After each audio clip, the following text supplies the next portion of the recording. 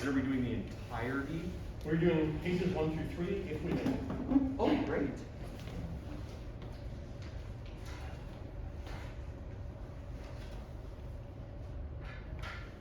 All right, let's stand.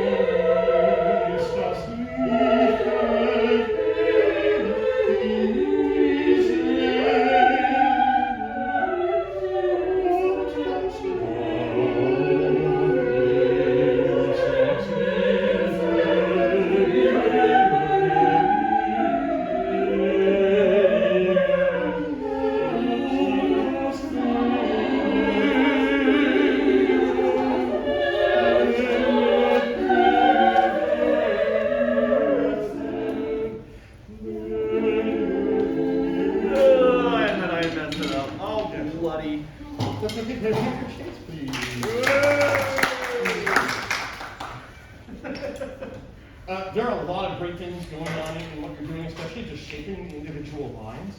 I think one of the hardest things to do is to get Brahms' dynamic at measure 4. To get the sopranos that low to just come in really forte and with confidence. I do think the way you're then just turning to the next section helps the sopranos understand, get out of the way and so on and so forth. That's working really well. I don't particularly like the way you're just sort of standing there in measure 1 and measure 3. I think there are ways to be more helpful for us to keep that forte and keep it down and keep our breath going. You're just sort of, and I think if you want us to be making sound, there should be some motion. It doesn't have to be huge, but something that indicates that all of these muscles are still moving, right? And that they're not just standing there. And then we get to come up with some contrasting motions when we get back to it the next time it happens. There we go.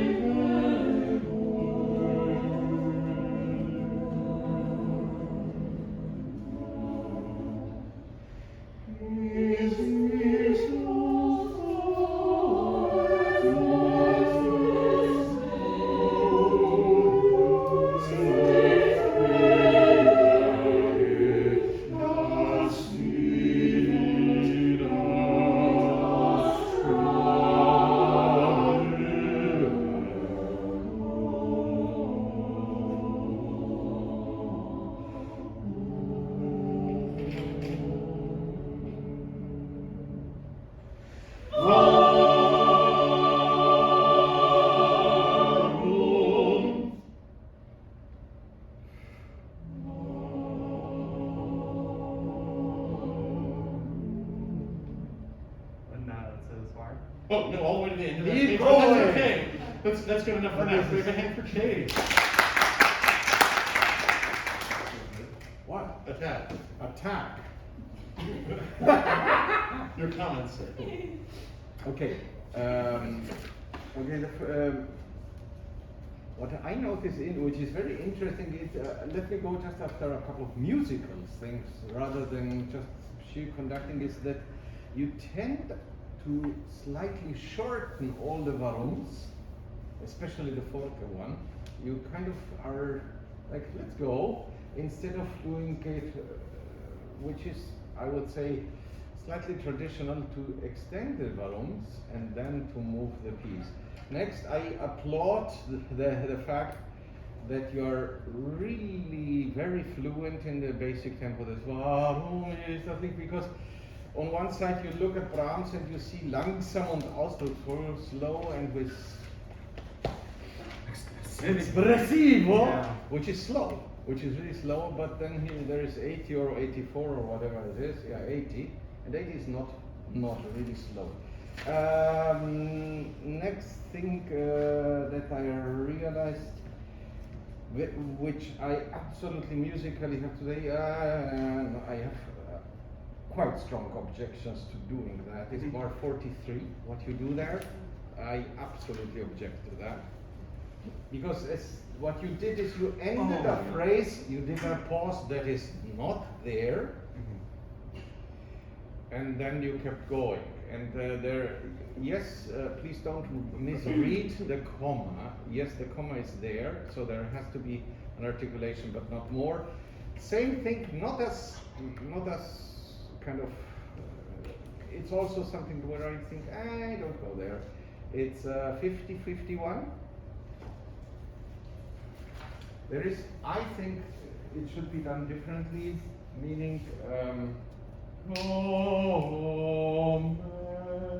And the cutoff is the upbeat. Don't cut it off and do an upbeat. And in general, I feel, if I can stay with the varums, is I would like to have the feeling from the technical point of the conducting that you are immersing yourself with the forte in a giant, gooey, pleasant bubble bath, rather than it's more like, it's more this exhale with sound rather than boom.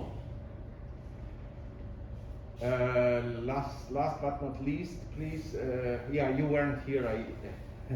Last time I went after it. 1, 2, 3, 4, 5, 6. Bar 6, end of bar. My question was for everybody, what's the dynamic at the end of the bar? Forte.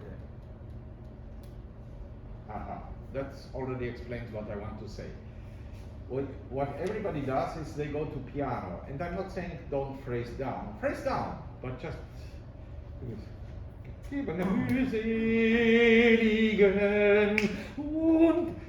it makes more connection to das Leben. Okay? Yeah, and I think more click will help every part of the does. Yeah, And a the lot of first hesitancy time about it the was rhythm in more every single simple. part. And I get how you're trying to pull them out of the way dynamically, but that doesn't mean we can't have clarity. Like, there's your beat. Yeah. Second time I tried to stay with them at least for the stuff. And you don't even necessarily need to stay, you just need a click. Okay. Like, so that they can feel the syncopation. That's true of all 4 parts. Great. Cool. Do you want to do the very beginning again to do that, or do you want to start at the second one? No, we need to do the beginning again because measure 20, that's the other place where those fall apart. It's a scary moment. Yeah, and I looked right at the base and I'm like, you got this. Yeah, but it's still got to be you click. Duh. Like we still need that click there, not Yeah. not just eye contact. We need to Right. feel the Okay. Back to the beginning.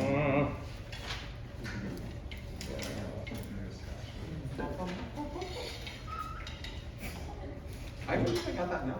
Okay.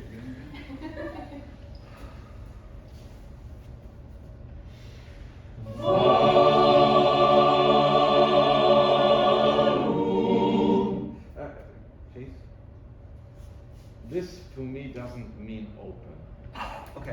just said like, and I thought like, yeah, you have a really fat belly. Just open yourself a little bit. Yeah, it doesn't need to be that, but you're very good at that. Instead of, yeah, this is a little closed. Just open it. okay.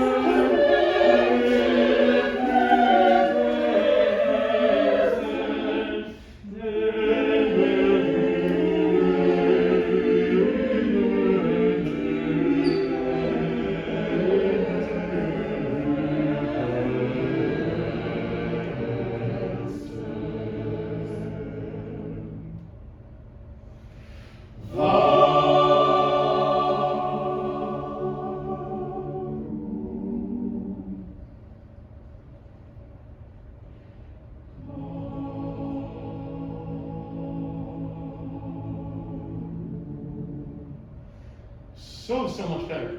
Did you all feel more confident with the way he was clicking at all those places we were talking about to like stay together? And measure 20 was really clear too. What's the dynamic in measure 20? Also forte. How about 21? Also forte. How about 22? Yeah, also forte. Yeah, and this is one of those things, Brahms does this a lot. Everything comes down in range, and so it's really hard to sustain the forte that Brahms wants. Mm. Right? But you've heard me say this. What is the marking that a composer writes to show you where the peak of a phrase is?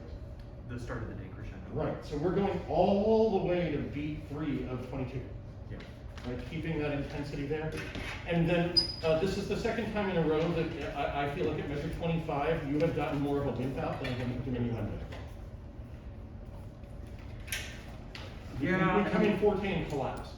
So I'm wondering what you can do to give us a forte real diminuendo and not a forte wimp out. Because it's not a forte piano.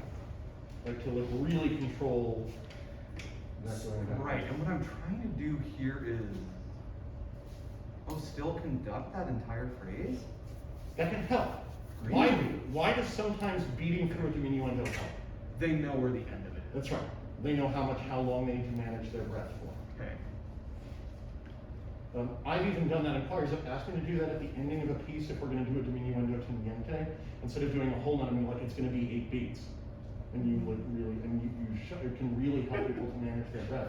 And yet you don't need to conduct a pattern if you don't want to. You could do, for like, but for this, I would just show them how long. If you want to stretch, just do 4 slower beats. Yeah, and I was trying to show like, we're getting softer. Oh, you show that we're getting softer. And But when you then- show us only the bottom parts of your hands, I feel like that's really hard. I feel like it's often helpful to have the support and the diminuendo. Right? Because that's more what's going on with our breath, right? And then you still see where, like, when they get together, that's the Mhm. end. Okay, so there's the time. Yeah, that's a possibility. There's a lot of them. The other one is what you were using on the hairpins, which is to go out and in, where you could be pulling back this way.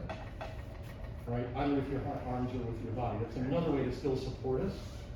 But I feel like when we only see this, it's really hard to sing with the breath support that the diminuendo really takes. I'd always done this before, but then what I had started thinking about where I like went away from this, I'm so exhausted. What is this called? Whatever. So this motion Sagittal? makes it seem like were dying away, and like I don't know how to show the support. So this makes more sense to me that instead of both coming here, there's still that level of support. So that helps a lot. Can we start with the sopranos and measure 18 on that F sharp, and everybody else good luck finding your way in? Oh, cool, yeah.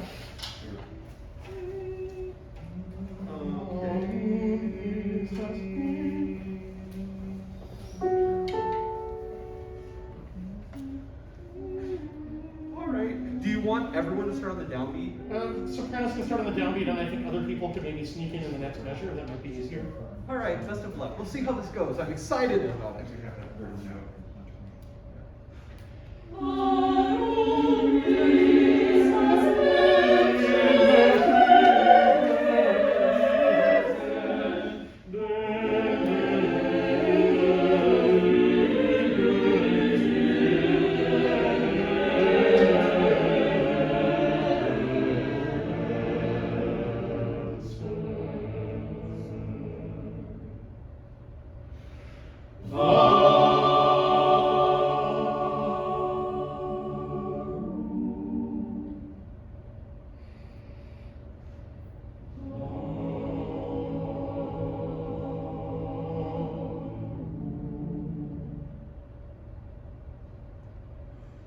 Sorry, I didn't know you wanted me to go on. So I just looked and you weren't stopping, so I went, all right. Yeah. I do agree with Carlos. Why stretch the whole notes rather than compress them or do them in tempo? This could be a question for anybody. I mean, I like the stretch.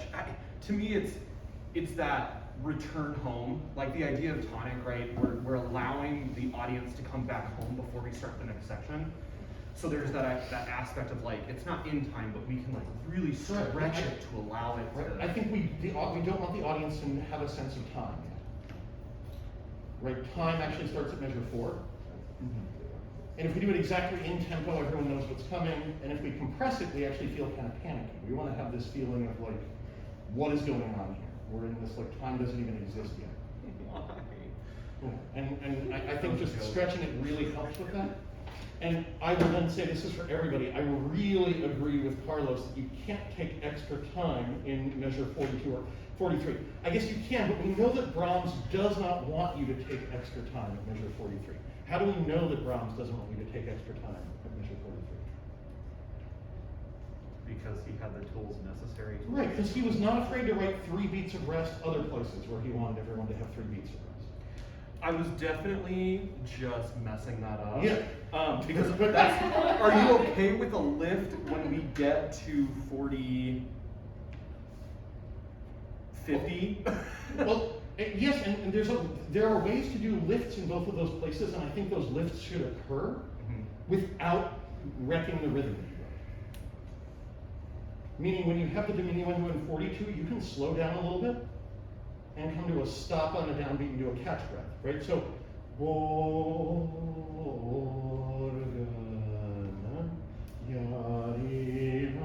and get back into tempo, but get a catch breath and not a whole caesura add silence.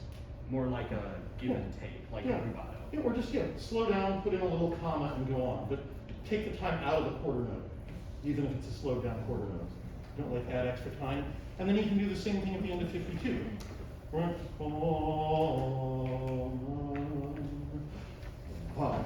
Right? We can still put in a comma and a lift, but we can do it without adding extra time or extra beats to the piece that Brahms could have written if he'd wanted. Cool. One more hand for Chase, please. Who's next? Who didn't get tortured on this last one? So, cool. Nick, you're on.